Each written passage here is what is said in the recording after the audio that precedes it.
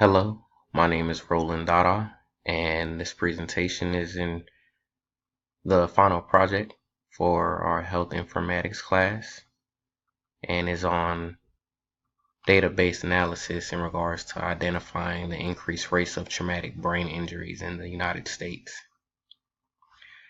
In this presentation, we're going to look at some facts in regards to traumatic brain injuries from information provided by the CDC. We're going to also take a look at data that was obtained from the Center of Disease Control and Prevention, as well as take a glance at some stakeholders in regards to traumatic brain injuries and what roles they may play when it comes to identifying increased rates of traumatic brain injuries and some ideas on what could be done to possibly decrease rates and what role stakeholders can play in regards to addressing the rates of traumatic brain injuries.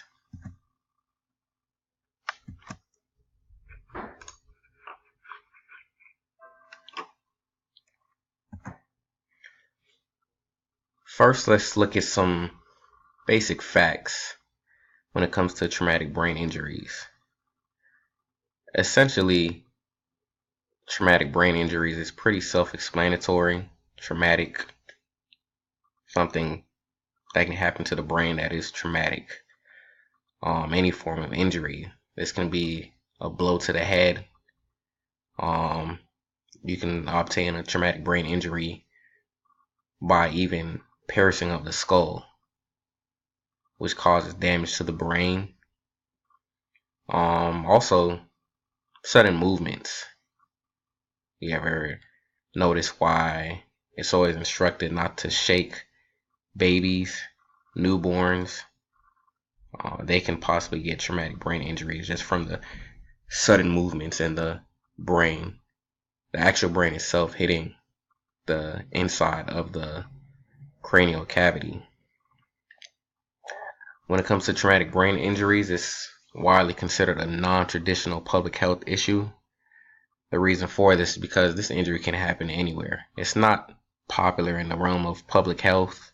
When you think of public health, most people take a look at viral diseases or something epidemiology, something in regards to epidemiology or bacterial diseases as well.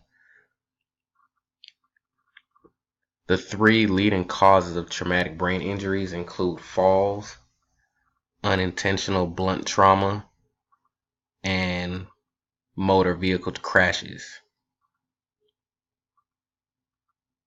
The most popular thing now in the realm of sports, when we take a look at sports such as soccer or football or even the National Football League, are concussions and brain injuries in the field of play. It's estimated that 20% of traumatic brain injuries in youth and young adults are caused by sports activities. It's estimated that roughly 300,000 traumatic brain injuries occur on an annual basis from just sports-related activities.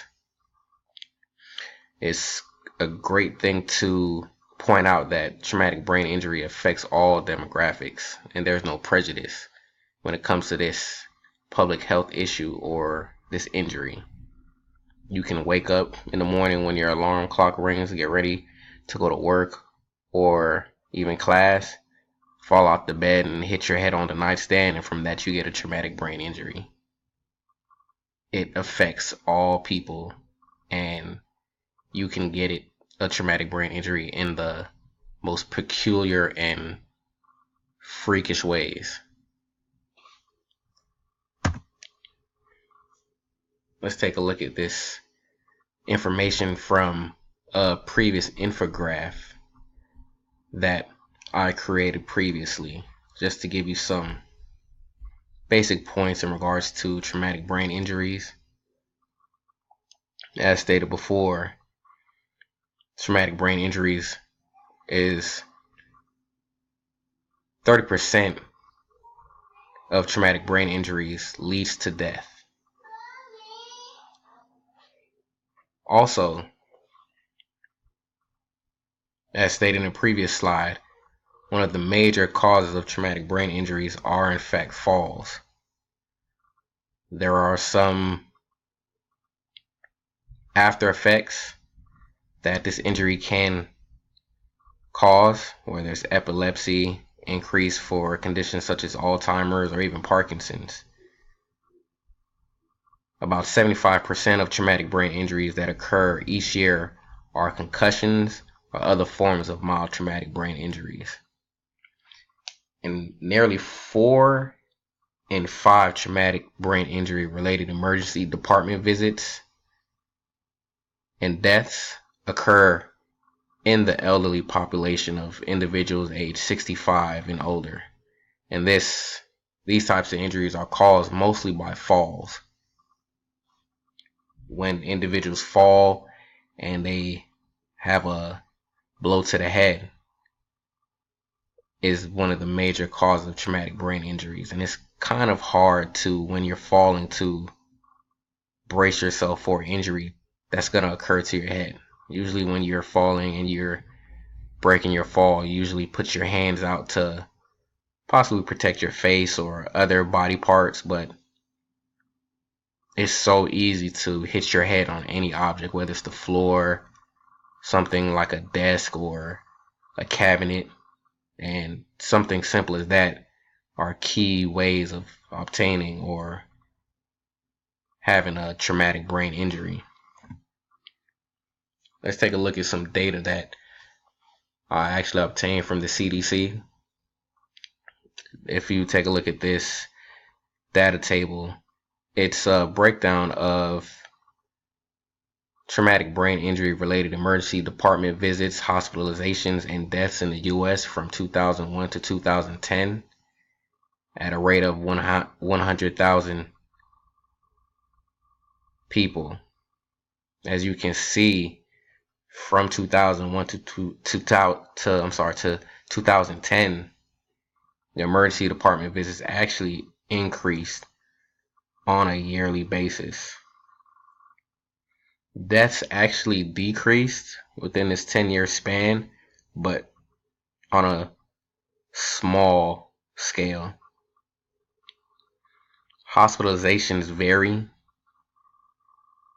As you can see, in 2001 it was at roughly 83%, jumped up to 97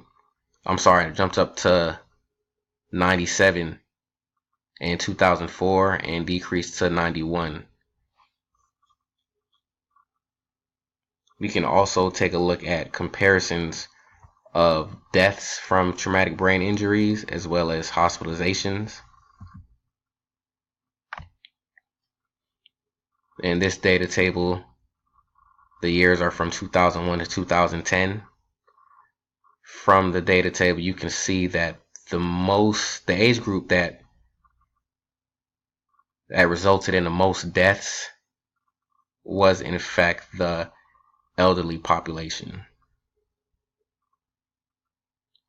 Rates of traumatic brain injury actually related deaths decreased from 2000 to 2010 for people 44 and younger, and as stated before, the deaths increased for people aged 65 and up. We can actually take a look and compare and contrast those two data tables and these two line graphs. To the left, it's a graph of the traumatic brain injury related deaths by age group, and to the right is traumatic brain injury related emergency department visits by age group. Deaths, we can see, was highly in favor of the elderly population, age 65 and older, and emergency room visits was the age group that took the high rise in regards to those numbers in the population were youth between newborn and 4 years of age. As you can see, from 2007 to 2010, the rates of emergency room visits for children aged infants to 4 years old dramatically increased.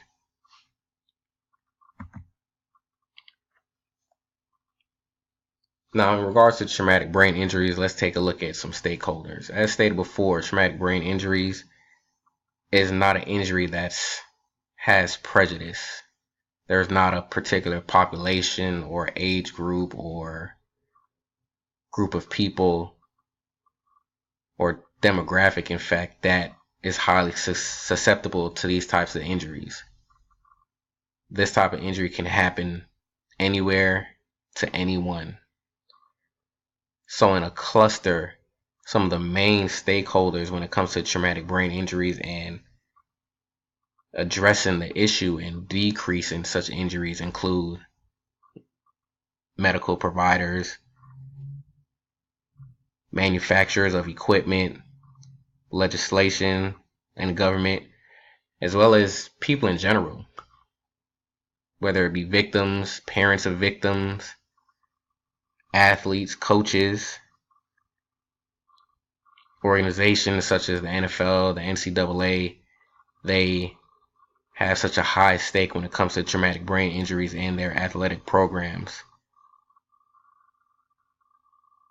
The CDC does ample amounts of research in regards to traumatic brain injuries and gives facts and information to parents, coaches, sports related departments, or anyone in general who needs information on traumatic brain injuries, on what the latest data is basically saying or policies that need to be implemented.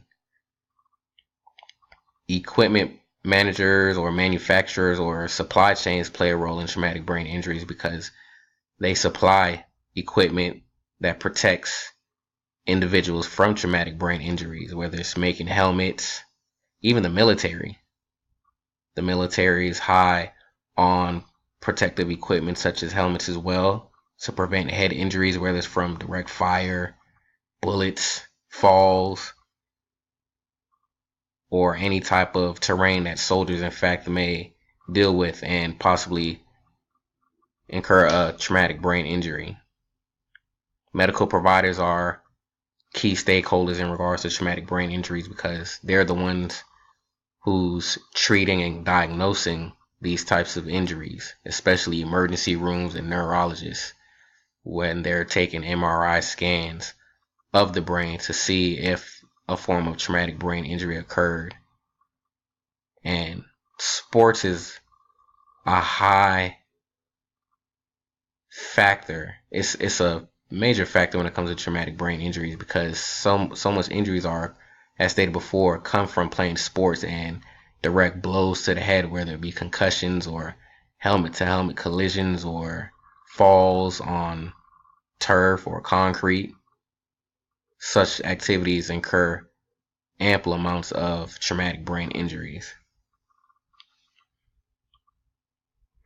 But as a whole, every stakeholder plays a role in regards to addressing traumatic brain injuries. Parents, coaches can be properly educated and given information in regards to what they in fact can do on an individual level to prevent such injuries. The CDC, as stated before, provides research and facts and knowledge and information on what can be done to decrease it. And we can also take a look at technology and equipment on how to better prevent injuries and what types of material or protective equipment can in fact be used to decrease the amounts of traumatic brain injuries. And medical providers as well go hand in hand with organizations such as the CDC to take a look at the latest research and data, in fact, to properly treat and as well as look for different avenues to treat traumatic brain injury. Those, in fact, are some basic ideas on how to basically